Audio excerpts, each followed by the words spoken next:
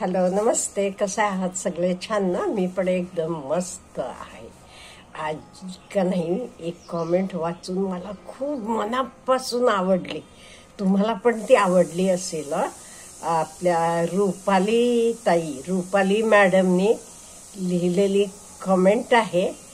त्या म्हणतात, Chinese people say relationship of mother in law and daughter in law is like cat and rat. त्या म्हणतात, Chinese लोक असं म्हणतात म्हणे, सासू आणि सुनेचं रिलेशनशिप मांजर आणि उंदरागत आहे म्हणून. मला माहित नाही चायनीज लोक कशासाठी म्हणतात. ते म्हणत असले तरी त्यांना मला काही तर पटत नाही. माझं मत मी मांडणार आहे. आणि माझं मत म्हणजे मला वाटते मला हे मांडायचा अधिकार आहे. का म्हणजे मी सून म्हणून सासूबाई बरोबर त्यांचे शेवटचे श्वासापर्यंत होते. आणि सून आल्यावरही मी आणि सून एकत्र राहतो. म्हणजे मी सुनेबरोबर राहते. म्हणजे मी सून म्हणून पण राहिलेली आहे, सासू म्हणून पण राहतीये एकत्रात. त्यामुळे मला वाटते ह्याचे विषयी मी बोलू शकते. आणि मेन म्हणजे का नाही, मी संसार सुखानं केलेला आहे. कधीच सासूबाईंशी माझं भांडण झालं नाही, वादविवाद झाले नाहीत, किंवा सुनेबरोबर पण होत नाहीत. आता हे आपण कसं करायचं, ह्याला काय आपण लक्षात घ्यायला पाहिजे. हे बघा, आज मी बोलताना दोन्ही सुने बद्दल पण बोलणार आहे, सासू बद्दल पण बोलणार आहे. आता सून म्हणून घरात येते मुलगी, तेव्हा तिला सगळं काही नवीन आहे हो. त्यामुळे तिला जरा जास्त समजून घ्यायचं, तिला होमली वाटू देत म्हणून हे करायचं सगळं काम सासूकडे असते. सून आली की तिला असं का, तुला हे येत नाही का, तो येत नाही का, हे तुझे आईनं शिकवलं नाही का, हे तुझे बापानं शिकवलं नाही का, असं म्हटलं की कसं होईल तिला. एक म्हणजे ती आपलं माहेर सोडून, आपले आई वडील हे सगळ्यांना सोडून नवीन घरात आलेली आहे. सगळं नवीन आहे तिला. तेव्हा तिला तुम्ही थोडं तरी समजून घ्यायला पाहिजे. माझ्या बाबतीत तर मी खूप नशीबवान समजते. का म्हणजे मला तरी आले तेव्हा भाषा पण येत नव्हती. मी तुम्हाला म्हटलं, फक्त मराठी बोलताना काहीतरी शब्द माझे कानावर पडत होते, मला काही समजत नव्हतं. अशा वेळी मी आणि मिस्टर इंग्लिशमध्ये बोलत होतो, पण सासूबाईंबरोबर हिंदी इंग्लिश शब्द घालून पण तेही खूप समजून घेतला. माऊली खूप चांगली होती म्हणेन मी. त्यामुळे व्यवस्थित मला होमली वाटलं. मला काही असं खूप त्रास काही झालेला नाही. त्यामुळे पहिल्यांदा आपली सून आपल्या घरात येते तेव्हा सासूनं जरा मन मोठं करायला पाहिजे, तिला समजून घ्यायला पाहिजे, तिला होमली वाटायला पाहिजे. का म्हणजे ती एकटी असते बघा, आपण सगळे एक असतो. ती नवीन घरात आलेली असते. आणि सुनानी पण समजून घ्यायला पाहिजे, तुमचे डोक्यावर केवढाही मोठा किरीट असू दे, घरात शिरताना मी इथे सून आहे, आई आहे, बायको आहे कोणाची तरी, हे समजून घ्यायला पाहिजे. किंवा माझे माहेरी असं होतं, एखाद वेळेस श्रीमंतांची मुलगी असली तर माझे माहेरी असं आहे, काही तुम्ही भिकारडेपणानं राहता, अमुक तमुक असलं बिलकुल बोलू नये. आणि एक का नाही मुलीनं, आपण लक्षात ठेवायला पाहिजे, आपल्या आयुष्यातलं मोठा काळ आपण सासरी घालवत असतो. आपण मुलगी म्हणून किती 25-26 वर्ष एवढ्याच सामान्यपणे घालवतो. ते तरी आधी पहिली 8-10 वर्ष आपल्याला काही कळत नसते.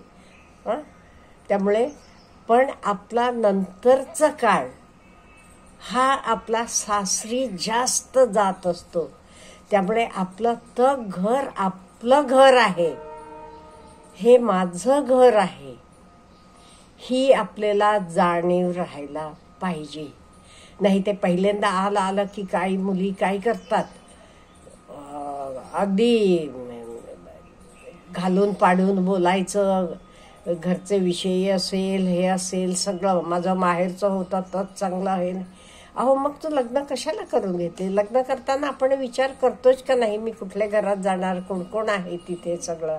त्यामुळे मुलींनी पण लक्षात घ्यायला पाहिजे ह्या सगळ्या गोष्टी. आणि हे खूप महत्त्वाचं लक्षात घ्या तुम्ही, आपण आपल्या आयुष्यातला मोठा काळ हा सासरी घालवत असतो.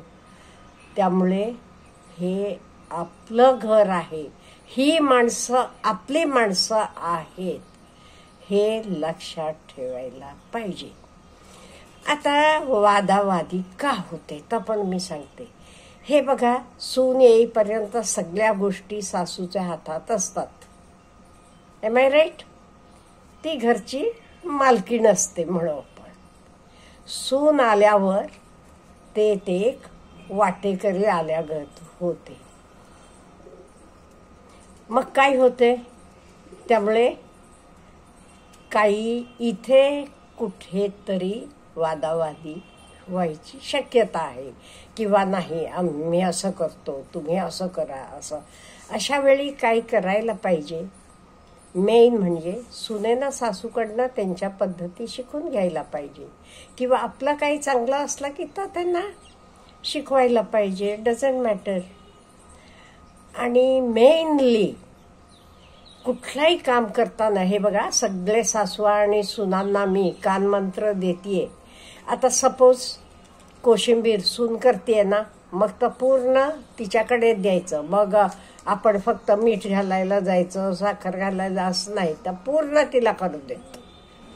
तेच मग आपण लुडबुडू करायची नाही. कोशिंबीर करते ना कम्प्लीट तिच्याकडे येतं, मग काही होत नाही. नाही ते काय होते, काही जरा बिघडलं की मीठ जास्त, हां सासूबाई मीठ घातला मी घालायचं, तर असं व्हायला नको, तर कम्प्लीट तिला करू देत. असं करून आपण त्यांना सोडायला पाहिजे. आपलेपणानं समजून घ्यायला पाहिजे. आणि हे सगळं करताना जबाबदारी पण हळूहळू त्यांना द्यायला पाहिजे. सासूबाईंना सांगते मी स्पेशली, आपण का नाही ती आल्यावर ती रुळल्यावर तिला सगळं आपल्या घरातलं काही सण हे असतील रीती भाती तर सगळं कळल्यावर हळूहळू सगळी जबाबदारी देऊन टाकायची. काही हवी तर आपण पाठीशी थांबायचं आहे, मदत करायची आहे. पण नाही मी करते असं पाहिजे असं करायचं नाही. अहो झालं आपलं आयुष्यभर आपण आपल्याला हवं तसं केलं की सोडून द्यायचं. म्हणजे इथे वादावादी येत नाही, बिलकुल होत नाही. तिलाही स्वातंत्र्य मिळते का, म्हणजे तिलाही ती काहीतरी स्वप्न घेऊन आलेली असते. माझे घरी आल्यावर मी असं करणार तसं करणार. ती कोणी असेल, श्रीमंत घराची असेल, गरिबाचे घरची असेल. गरिबाची घरची असली तरी तिला स्वप्न असतात. तिला माहेरी म्हटलं जाते सगळं, हां हे सगळं सासरी गेल्यावर, इथे काही नाही, सासरी गेल्यावर तू सगळं कर. कुठे बाहेर फिरायला जाणं म्हणा, चांगले कपडे घेणं म्हणा, काही चांगलं बनवायचं म्हणा, काही शिकायचं म्हणा, ती काही स्वप्न घेऊन आलेली असते. त्यामुळे त्या स्वप्नांना आपण वाव करून द्यायचं. आणि सुनांना पण सांगते मी, सासूबाईंना जरा समजून गोडी गुलाबी ठेवून घेतलात का नाही, तुम्हाला कुठेही बाहेर जाताना घराला कुलूप लावावं लागत नाही. कुकर लावलं असलं तर आई कुकर लावले 3 शिट्ट्या झाल्यावर बंद करा असं सांगून जाता येते. म्हणजे तुम्ही येईपर्यंत कुकर रेडी झालेलं असते. त्याच्याशिवाय एस्पेशली मुलांना, आपले छोटे मुलांना खूप छान वळण लागते. हे मी माझ्या अनुभवावरनं सांगते. माझा मुलगा लहान असताना सासूबाईंकडेच जास्त असायचा. त्यामुळे बऱ्याच गोष्टी का नाही आपोआप त्याला यायला लागल्या. इवन जेवायला बसताना तो कायम आपलं आपलं ताट पाणी हे सगळं घेऊन बसायचा. कधीच सांगायला लागलं नाही. नाही ते हल्ली काय करतात मुलं, हल्ली टेबल खुर्ची असते, खुर्चीवर बसून आई दे असा ऑर्डर देतात. नाही, त्यामुळे मुलांना सुद्धा आजी असली की खूप मोठा आधार असतो. आणि एक तुम्ही लक्षात घ्या, ज्या घरात आजी आजोबा असतात ती लहान मुलं लवकर सगळं शिकतात, त्यांचा प्रोग्रेस लवकर होते, बोलायला लवकर लागतात, चालायला लवकर लागतात, समजते लवकर त्यांना. त्यामुळे खूप फायदा असतो. त्यामुळे दोघांही एकमेकांना समजून घेऊन राहिलं. अहो, at the end of the day काय आपल्याला घरात आनंद पाहिजे, एम आय राईट? सुख पाहिजे, समाधान पाहिजे, हे सगळं पाहिजे. ते आपण रोज भांडणं करत बसलं, हे केलं की मिळणार का कोणालाही? शेवटी तो घरातला कर्ता पुरुष असेल, तो कोणाचा तर मुलगा आहे, कोणाचा तर नवरा आहे, एम आय राईट? मग त्यालाही सुख पाहिजे असलं ते समजून घ्यायला नको का? आणि मेनली काय होते माहिती का, आपण मोठी असलो घरात, ते आता सपोज माझ्या मुलाला कुठे ट्रेनिंगला मुंबईला जायला लागलं, कुठे दिल्लीला जावं लागलं, वर्कशॉप आहे, अमुक आहे, काही म्हणून 8-10 दिवस गेला तरी तो निवांत जातो, त्याला काही काळजी नाही. तो म्हणतो आई तू आहेस त्यामुळे मला काही काळजी नाही म्हणून. का म्हणजे ह्या हल्लीच्या मुली का नाही, रात्री झोपायच्या आधी सगळी दारं बिरं लावलीत का चेक करत नाही, किंवा म्हणजे हळूहळू यायला लागेल ते, नाही आता, किंवा मोठे आहेत बघतात म्हणून असेल. त्यामुळे मोठा माणूस असला का नाही, काम करणारा पण अगदी निवांत असतो. आणि घरात सुख, शांती, समाधान असलं का नाही, सगळ्यांचं चांगलं होते. तेच ना, तुम्हालाही सुनांनाही व्यवस्थित काही शिकवायचं असलं, काही करायचं असलं पुढचं, तुम्ही शिकून घेऊ शकता. सासूबांना पण प्रेमाची माणसं मिळतात.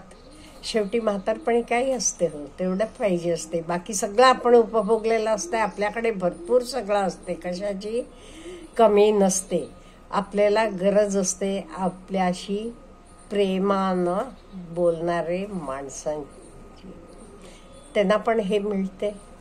घरातले कर्ता पुरुष पण निवांत असतो, बाहेर कामाला जाताना त्याला काही काळजी नाही, मुलांचं डेव्हलपमेंट चांगलं होते. त्यामुळे मला वाटते सासू सून हे काही असं वेगळं काही नाही, एकत्र राहून एकमेकांना समजून घेऊन प्रेमानं राहायला पाहिजे. सासूबाई पण जरासं प्रत्येक गोष्टीत लक्ष घालायचं कमी करायला पाहिजे. आपल्या वेळी आपण केलंय, आता त्यांचं ते करू देत म्हणून आपणही जरा जबाबदाऱ्या सगळ्या त्यांना देऊन त्यांना स्वातंत्र्य दिलं की त्या मुली पण खुश असतात. शेवटी त्याही चांगल्या असतातच की, हो आपल्या मुलींसारख्या त्याही कोणाच्या तरी मुलीच असतात. शेवटी हे घर जसं काही आपण आल्यावर आपलं झालं, तसं त्या आल्यावर हे घर त्यांचंच होणार आहे. एवढ्यासाठी मला वाटते आपण एकमेकांशी समजून घेऊन राहायला पाहिजे. हे काही आणि काय चायनीज लोक म्हणतात तसं हे रिलेशनशिप कॅट आणि रॅट कॉम्पिटिशन नाहीये, रेस नाहीये. आपल्याला एकत्र जायचं आहे, एकमेकांना समजून घेऊन पुढे जायचं आहे. आपल्याला ह्या विषयावर काय वाटते तर मला प्लीज कळवा. Have a good day.